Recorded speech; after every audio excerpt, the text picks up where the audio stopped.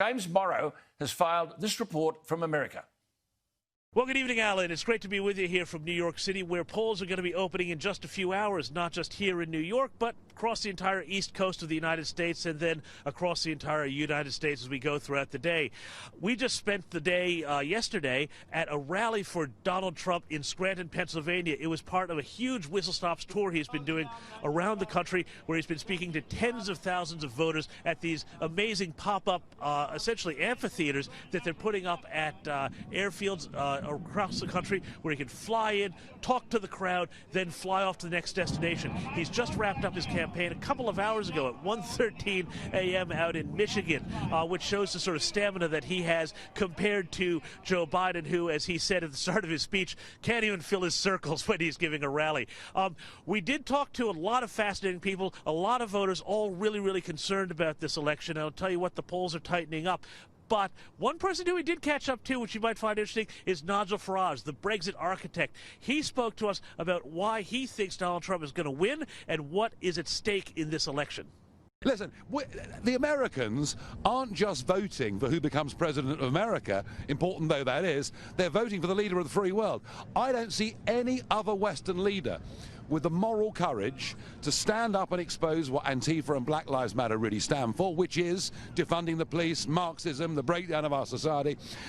And it's also important that this Chinese Communist Party is the biggest threat the free world has faced for 80 years. We need Trump as our leader to stand up, because if he's strong, our leaders in our countries will be strong as well. So this is a really important election. And you've been watching the polls. How do you think he's going to go tomorrow? You think he's going to get there, get that 270? Who watches the polls? Oh, come on, please. Do you mean the polls that said Brexit couldn't happen? The polls that said Trump could never ever win in 2016? These polls, look, this is all suppression polling. It's all made to try and make people who are thinking about voting Trump, oh, there's no point bothering, we've lost anyway. I'll tell you something, all right? He's going to win tomorrow. Energy between the two campaigns. Well, I tell you what, I mean, I've been involved in campaigns, I've watched campaigns all over the world, I've been involved in a few. I was here in 16, following Trump rallies, the energy and enthusiasm that is being generated here, not just at these rallies. I was here in Pennsylvania last night. I visited a couple of bars, purely for research, you understand. And I got to tell you, there is a buzz, there is a momentum now running behind Trump.